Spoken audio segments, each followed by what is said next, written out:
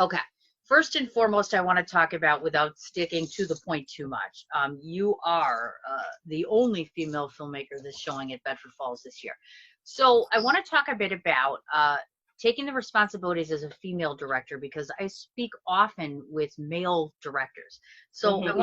I want you to tell me what you feel is the predominant difference between a man directing and a woman directing, and more importantly, are there core values or things in filmmaking that you wish to accomplish that you don't necessarily see males doing?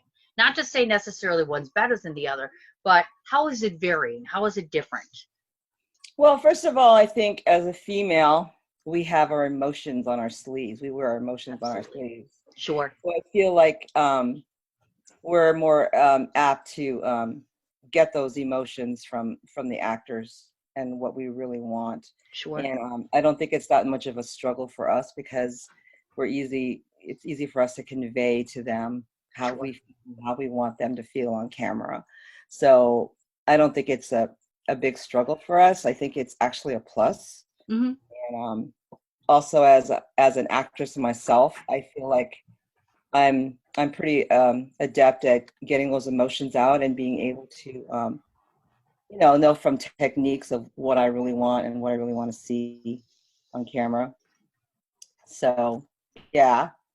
Well, Um, the one thing I noticed, and maybe I think we might be parallel in our thinking on this. Like, for instance, I know Michael may not like to hear this, but it's true. When we were on set together, I have an extraordinarily difficult time communicating with him. And it could just be because he's my partner, but moreover, sometimes I wonder, is it a struggle on either side of the fence for a male or a female director to get the opposite sex to literally work with you and say, are you ever intimidated, or how do you let yourself be taken more seriously, and kind of be like, hey, we need to do this. This is your role. This is my role, sort of thing.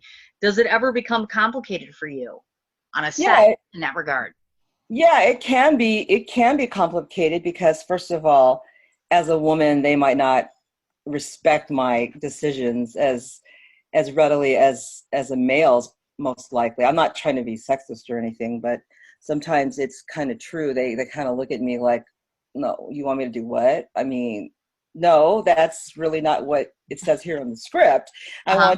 want, and they take it for granted that, we might not really know what we're talking about. We might not be, you know, um, that intelligent about our decisions. And Hmm. sometimes that can be a struggle. And also the fact that, they can pull the male rank and say, well, as a guy, I wouldn't do that, but maybe as a girl you would, or a female. Sure. Sure. Absolutely. Oh yeah, But I totally get that. And plus too, on a set, in this case, with the film that you're doing, it's a very personal nature. So there's a lot of emotion. There is a tremendous amount of depth to this. And so of course you have to take it very seriously. So when you were doing this particular project, as we know, you have different shades and stills of photography that you put together. It looks like one big picture after another big picture after another.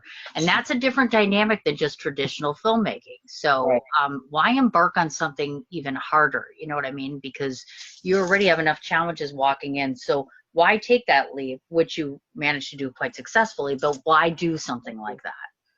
We just felt that it was a little different. It would make us look a little different as filmmakers, something off the cuff and something like not traditional, as you were saying. Sure. And it's sort of that stop animation type of feel, where people don't really do that anymore. But we thought that first of all, it would make it stand out more, and then the story, of course, is very heavy duty, and it's because we've had a couple of people in our lives pass at the time. So we thought it was a good thing to do in respect and honor for them. Um, and everybody goes through this, where you have loved ones pass away and you just don't know how to handle it. And everybody handles it differently. But Sure. for this particular piece, we were, concentrating on, the mother is not getting along with her daughter, and she doesn't like what her daughter does. She doesn't like her daughter's boyfriend. As you may know, as a mom, other moms, they may not like their daughter's friends and their boyfriends and things like that. Mm. But this was so true to me too, because it also happened to me, and the fact that I was able to tell that story. And then at the end, bring the fact that, she does get along really well with her father, though, but her father's the one that she loses. Because, Sure. in effect, the brings her mom and her together, Yes. which which is very sad, but it happens, and it happens to a lot of people, and they're there for the people that they can lean on the most, and it just happened to be her mother at the time. So that's Sure. And I see within the whole storytelling, one of the things that I was looking for was I'm really surprised. I honestly believe that there were going to be tons and tons of cultural references within the film, and you didn't do that. Now, was that intentional? Because, death for every culture is dealt with differently. Illness is dealt with very differently. So was it wrong for me to presume that there would be more cultural reference there, or was that deliberate? it was sort of deliberate. We didn't really want to stress the fact that all most of the people in the film were Pacific Islander Filipino, and actually my husband was my husband in the film, so it was Sure. easy to easy to act with him. But we did it deliberately. We didn't really want to put a lot of cultural references. Maybe the best thing you see is the end with the urn kind of thing and the Right. picture and the bamboo tree. But other than that, we just wanted to have it more universal, I guess. Sure. Yeah. Now, for people that are first watching the movie for the very first time, tell everyone where you shot this and specifically why do the black and white? I'm always intrigued by this because I'm like, I could have easily seen this as colors. So I'm quite frankly relatively surprised that you went the black and white route with something like this. Well, it was shot primarily in my old home in San Francisco, and so it was just one location, our backyard, with the dogs and things like that. Mm-hmm. Um, just all over our house. We use our house a lot. We used our house a lot for film, and um, this is one instance when we really did use our house, and like the fact that we wanted to keep it that way for the actors and stuff too, because they were familiar with our home and all that. Now the black and white was my screenwriter's idea. He thought that, yeah, I think it would make more of an impact if it was, it was more like black and white. It was kind of old school looking, So we went the black and white route, and then the end would be the color photo, right, of us, Right. and that would be the difference between the darkness that comes with all this stuff that went on, and then at the end it was kind of like the light when the mother and daughter finally got together and really connected. Oh, sure, certainly. I note that it's interesting watching the particular film. The relationship with the father obviously is a very predominant one. And there's many qualities I think about the father that kind of make the mom and the daughter reevaluate themselves and seeing each other through his eyes, which I find so interesting. Hmm. And so tell us a bit about dad. Tell us a bit about what he's able to draw out from the other people around him. Well, dad was first and foremost a really good guy, Mm. and he was just so kind to everybody, and that carried on to the daughter, and she always connected with her dad because she was a lot like him too. And dad was, just he was the pillar of the household, even though the mom was supposedly the stone-faced like disciplinarian. Sure. The dad was the one that actually brought everybody together. So it's fitting at the end with his death that he was able to bring his estranged daughter and mother together. Oh, sure, absolutely. One thing that I note in watching, because I know you personally, so I read different comments and feedbacks and things like that. What I notice that resonates isn't so much always just the whole death part. We've all known somebody who's been terminal or who has had to pass away, or someone in our family that we've had to, move on to the next stage of their life. So what I find interesting, it sounds like most of the people that watch this movie are automatically drawn to it because of the fact that you took such attention to detail to get the message out as much as you did for the actual overall look of it. So walk us through this a little bit. So here you are, you get through your pre-production, you're ready to roll. So how do you make it look like you're living through a snapshot every second? How does that work, like technically speaking? Wow, that's I don't know. I guess I just had some really good acting from the actors, and then my director of photography was just great. He just, just took pictures, and we had so many pictures on the cutting room floor, Hmm. to say the least. Sure. But we just thought, okay, let's just roll with it. We'll just take pictures, and we'll see what happens. And I was just fortunate enough to get some great expressions from the actors, and the technical side I didn't think too much about, because I was like, I want to get the emotion on camera. That's what I want Right. to do. Oh, you So, betcha. Well, and plus too, when you look at photography, that's the other thing. Like you said, if so much of it is on the floor, mhm. how do you henpack? At what point? Where was the dividing line for great picture taking versus a portrait that will actually add to the film? How did you distinguish between the two?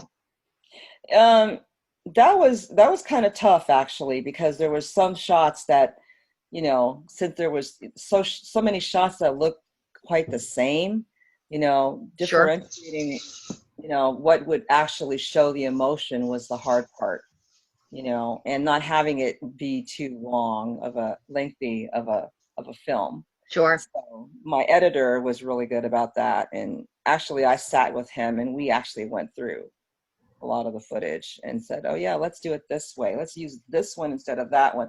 It was also kind of like camera angles too. Which one should we use for this scene? You know what I mean? So, Sure. One of my judges had an interpretation of it saying that they thought if you would have maybe shaved off 3 to 4 minutes, it still would have been as pertinent and still would have been as positive in terms of sound and quality, etc. Would you concur with that, or would you stick by your decision of this length fits for the film? I think there could have been a minute or two shaved off personally, because I think it could have been a little long, especially the section where she's looking at the camera and things like that. But the thing is that we originally shot this film for a contest. It was for the 72-hour Asian shootout or something like that. So Hmm. it had to be a certain length. So, but now when I look at the film, I say, oh, you could have shaved about a minute or two off of it, and it still would have Gotcha. been like, pertinent.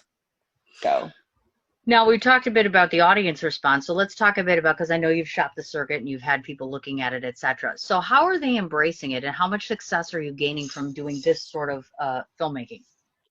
um, a lot of people have embraced it. They thought it was a great idea. They thought they've never seen something like this in a long time. So they're really liking the fact that it's a short too. So Mm-hmm. um, they understand that, being a short, it only can say so much in a short period of time, right? But Yes. they also love the fact that it was different. Sure, Yeah. absolutely. And when you look at some of this, again, as a female filmmaker, one of the things that we go out there to do is when you're doing these projects, is it important for you to make sure to, like some female directors say to me, I have to go for any means necessary for distribution because that's a means for it to stand out, or I only can submit to these festivals because then I'll stand out. Does the movie mean more to you, or do you want to use it as a vessel to get to doing other projects and standing out and getting recognized? Ooh, that's a difficult question, because it's sort of like, yeah, I would like it to stand out, and I would like the distribution. Who wouldn't want the Of distribution, course. right? But I think that I like the movie to stand out, in answer to your question. And and if it gets distribution, fine. If it doesn't, yeah. But I would love that if that would happen. But we did it because we really wanted to do this project. So we were really invested in doing something that was off the cuff, and something that maybe people have not seen in a long time, and then have the message come across. So. Gotcha. Now, for those that are watching that may not know this, you are primarily more of a filmmaker, but do you do other things? Do you write? Do you create? What other tools do we have in the toolbox? Well, before I started film, I was originally a dancer and choreographer. So I did a lot of that, and a lot of stage, a lot of theater, and a lot of musical theater. Hmm. And then I just got into film because I wanted to do voiceover. So I've done some voiceover too, Sure. and singing. So So it begs to ask the question, of course, because A, you're in California, and B, if you were listening earlier, we were talking about the impact that a lot of this is having on all of us. So as a filmmaker, um, are you still feeling strong and sound and confident and encouraged about, because I know you've got another project you're working on putting together right now. Hmm. How is this affecting you? Not only are you in California, so you're in one of the hot spots, not only are you in an industry that, it's not like they're handing you checks, to make films, etc. And moreover, because of your culture, we're reading more and more where people are just being awful to one another. Hmm. So, where are you standing on those lines at this point? Well, first of all, I was in California, but now I'm actually living in Oregon, and I do have a lot of friends that are still in Ah, California, yes, that's so I right. keep in contact with them. And yeah, it's tough to stay focused on what you're doing. And right now, I'm in the middle of working on a documentary, and I can't do any filming because of this virus, and I Sure. can't go back to California. But my friends say that it's awful because they can't do anything either, and they're all locked down in their houses. And um, California is a hot spot right now, and people are, looting and doing things that, Right. you know, that are not cool. But Yeah. hopefully, we can get through this virus and continue to work on what we have. So right now, I'm not filming. I'm just working on backstory and stuff that I can do at home, right now I to make it gotcha. go. And you have to acclimate and do what you can do. Yeah, I yeah, find that so frustrating that we're just all in limbo. Like, can we do anything, et cetera, et cetera. I totally get where yeah, you're coming from. yeah. We Certainly. can't do anything. I mean, I'm just finishing script, and just going through maybe like backstory and maybe location stuff, and just things that you can do on your own that you can't do with other people. Like Staying that. busy, of Yeah, course. staying busy. Absolutely. Now, how many screenings have you done with this to date? I think this would be like the sixth. Oh, nice. Okay, Yeah, I've yeah, gotcha. You yeah. betcha. Now, before I ask my last question, I'll throw it out to anybody, including you, Michael, or anyone else listening. Any questions? Anybody have anything that they want to ask this young lady? And I mean young lady because you are a young lady. You look even better on person. Oh, thank It's you. But very, I'm not very so true. young. Very true. Thank you, Cindy. Anytime. Any questions? Anybody want to know anything? I'm good. Oh, look, Anything? everybody. Hello. No, no, No no. Okay. questions? Well, I guess here's my last question, of course. This is always the $1 million question that we ask everybody, which is, so for future reference, what are you currently working on now? Tell everybody a bit about the documentary. Can they help, as far as that goes? And how can they find you on social media? Okay, well, first of all, I'm working on a documentary called Borderline Mental Health Care and the Balance. And it's a film particularly on mental health and particularly on borderline personality disorder in teens. And Okay. it's the story of a young mother, a journalist living in San Francisco, who was attacked by her daughter's boyfriend, who was much older than her at the time. Her daughter was like 14 or 15. This guy was in his 20s. And they were seeing each other. And of course, the mom didn't approve of that. And they wanted to get rid of the mom. So they planned this murder, and they went through with it. And they were caught. The daughter was arrested, and so was the boyfriend. The boyfriend was actually illegal. He was from Mexico, and he was here in the country illegally. So he was deported back, arrested and deported, and she was arrested and stuck in juvenile hall. And they found out that why she did this was because she had a disorder called borderline personality disorder. Ah, yes. So that's the film. And Gotcha. I'm sorry, what was the other question? Oh, the most important one. If everybody's watching this today or in the future, and they're like, I want to know that woman, how do they find you? Oh, how do they find me? Well, I'm on Yeah. Facebook. I'm Okay. on Facebook. I have my page, Maria Faye Picar, on Facebook, and I have Asian Mainstream Production page on Yes. Facebook. And then I have the website, www.asianmainstream.com. And also, are you still involved with that film festival in Las Vegas? I was, Okay. yes, that was Okay. the IndieWise Film Festival Yes. with Jared Yes. Knowles. Mm-hmm. Yes. I Yeah, remember him, as a matter of fact. yes. Okay. So I'm going to have Michael stop the recording because we're finished with that. And let me throw a few things out to you before we get to Vincent's film. Okay. I want to just address this real quickly before I forget. Your review of your film is going to be published in the April